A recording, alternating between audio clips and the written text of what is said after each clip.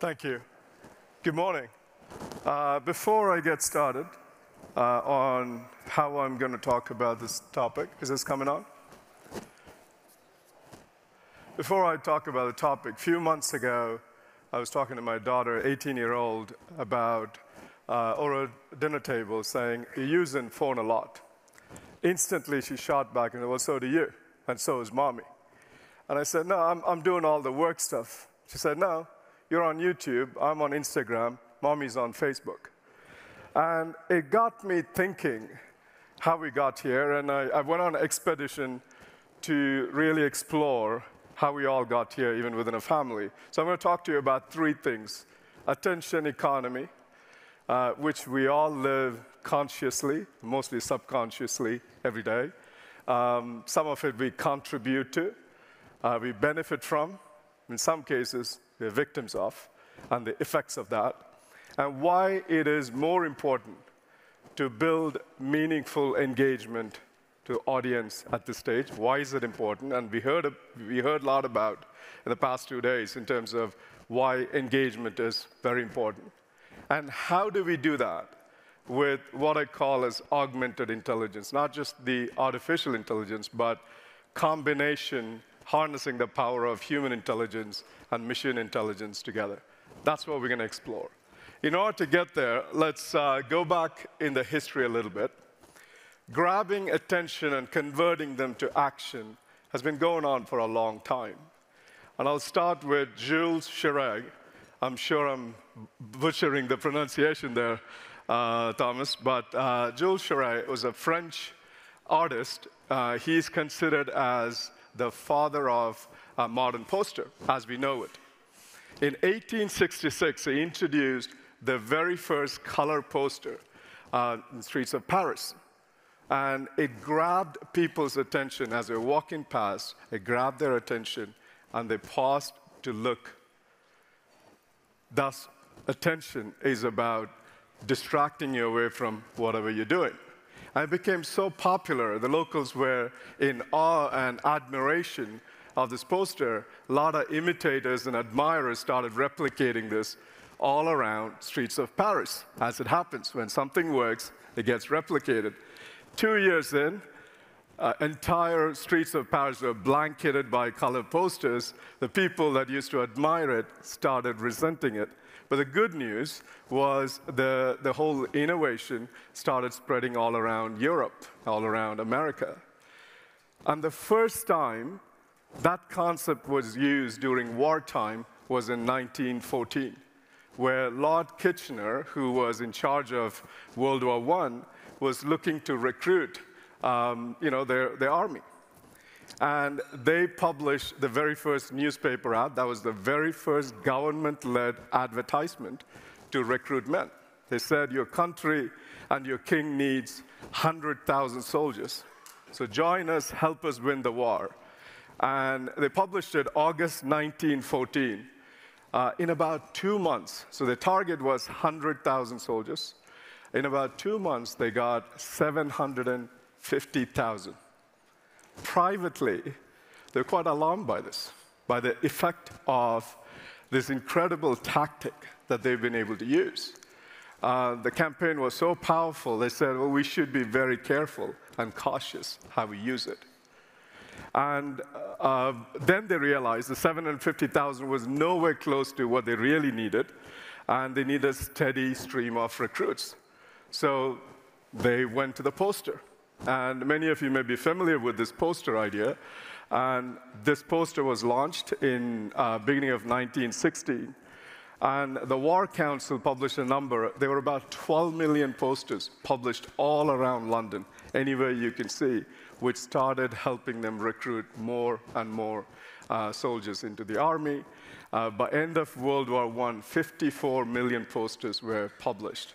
There weren't 50 million people in London at that time. Tells you something. When something works, we end up replicating it to the core. And stepping out of World War I, and I think the same concept was replicated in America in World War II, and you know the poster that I'm talking about that was used as a recruitment tactic in America. Moving to beyond war, Marlboro, which was originally a feminine brand, it was cigarettes for women. That was the genesis of the brand. And they wanted to shift it to a brand for men. So they went to one of the modern marketing architect, Leo Burnett, and talked to him about how do you help convert this female brand, which is, that's our target segment. We really want to make it a very productive male brand. And that's how the story of the Marlboro Man was constructed.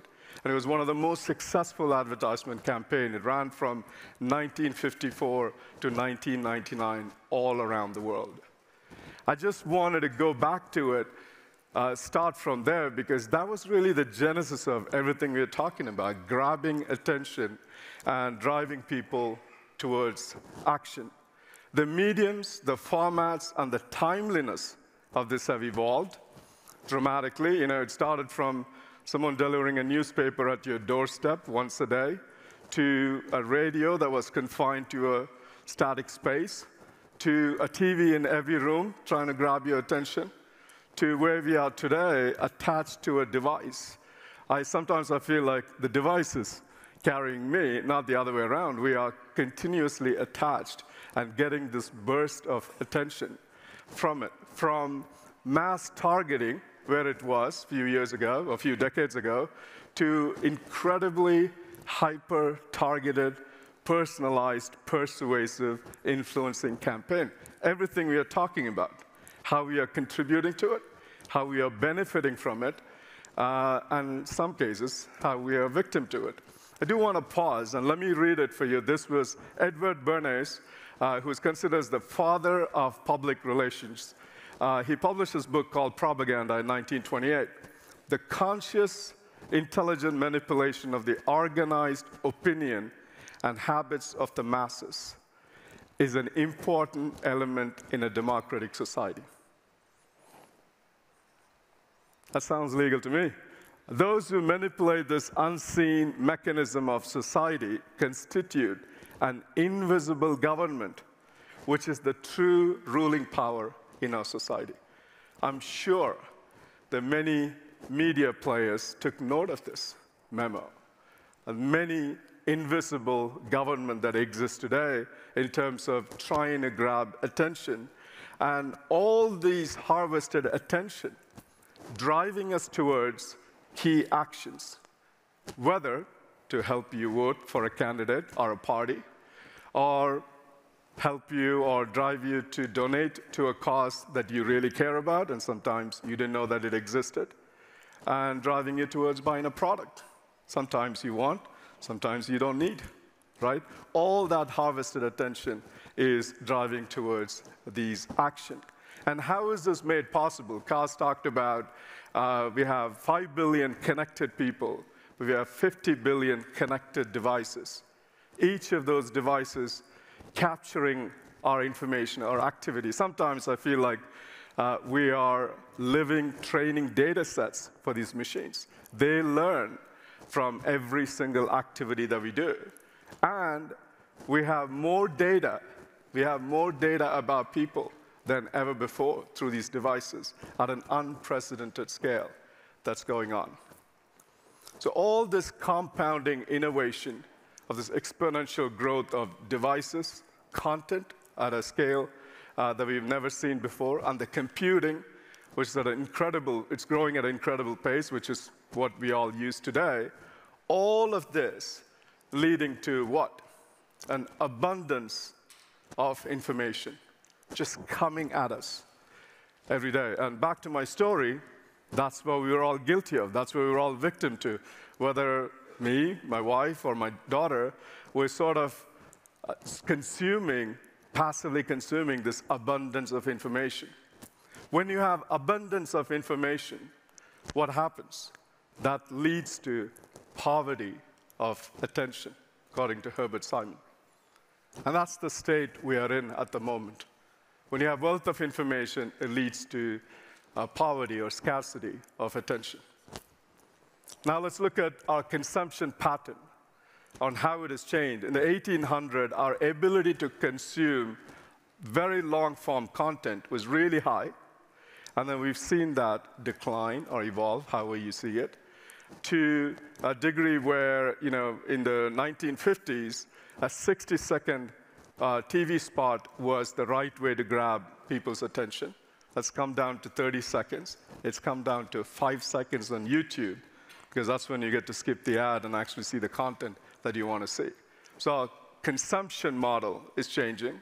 So is our attention span. And on the right-hand side, what you see is, these are the social media platforms, and a comparison between how Gen Z, this again goes back to the conversation, how they consume information, and their average attention span, or ability to grab their attention is about 3 seconds. Worst case, 1.3 seconds. And that's what the companies are working on. How can they grab attention of a Gen Z in 1.3 seconds to 3 seconds? That's where we are. I don't know who measures the goldfish attention span, but that seems to be doing well for 9 seconds. But we're not doing so well. Humans are not doing so well. It's definitely declining at a rapid pace, and depends on the generation, depends on what you're exposed to. Attention has become the most precious commodity. Not very different from what Edward Bernays warned us about on where this is all headed.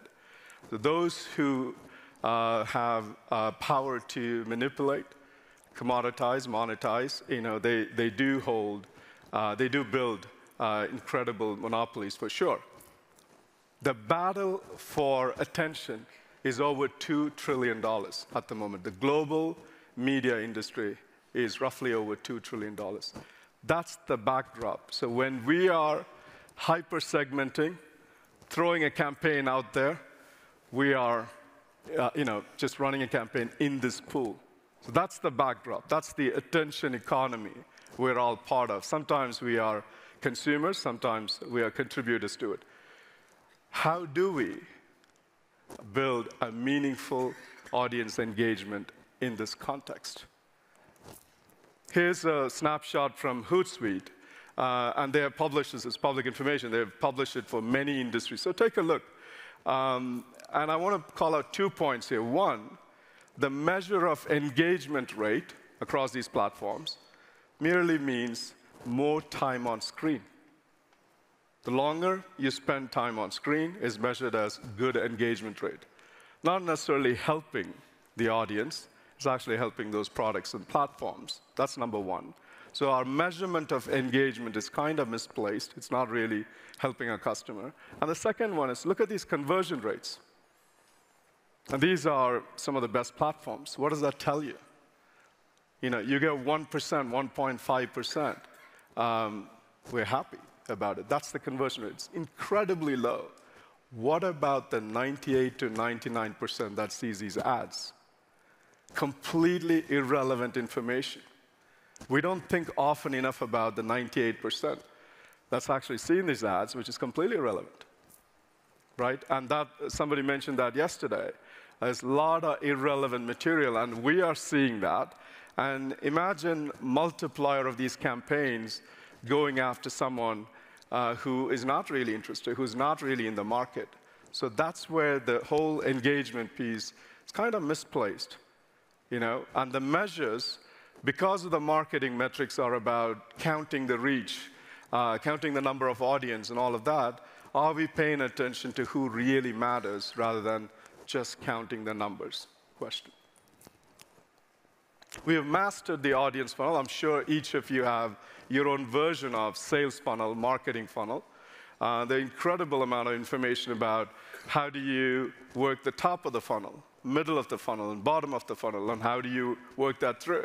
As Stuart talked about, number of tools that are available out there that helps you bring the audience through the funnel.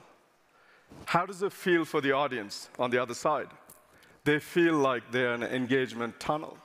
What we think as optimizing the audience funnel, they feel overwhelmed by how they got there and how they get out of it.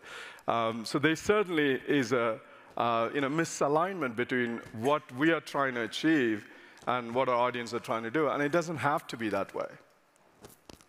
We choose, we as in I'm talking about the larger industry, we choose the content our customers should consume. We choose the next best action in terms of what they need to do. Often, whether it's valuable for them or us, is to be debated. We choose the right camp someone belonged to through those campaigns and ads, sometimes intentionally, sometimes unintentionally.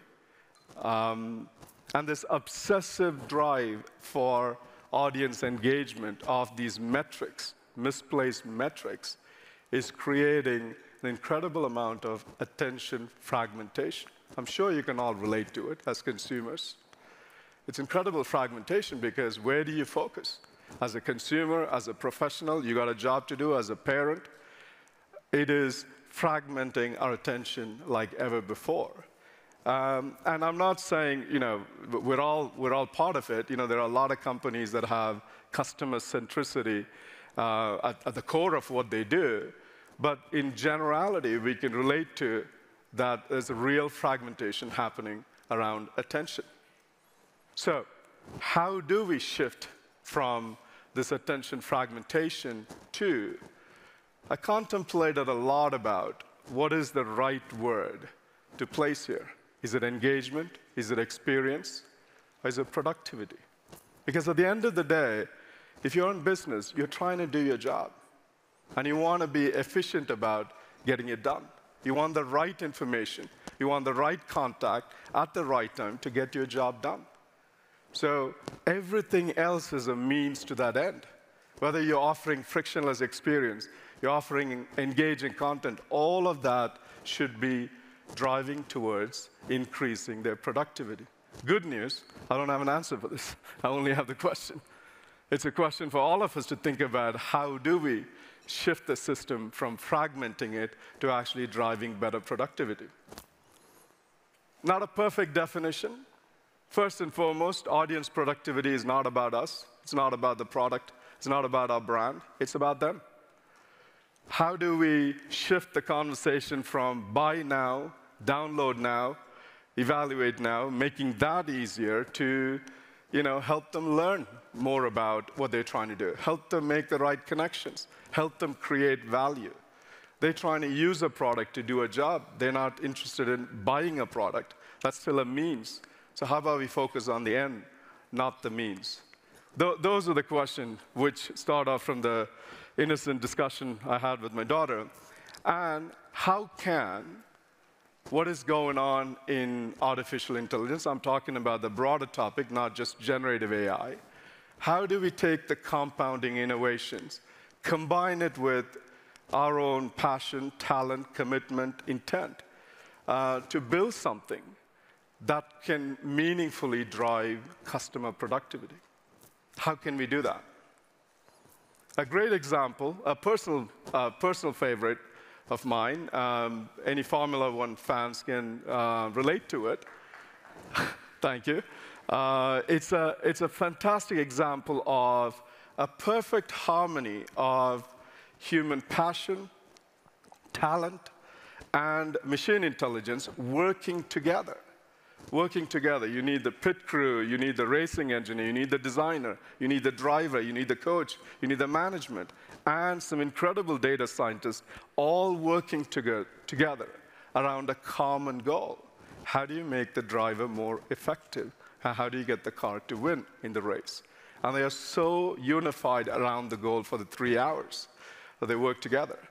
Does it translate to our industry? Does it port to our industry? I'm not sure.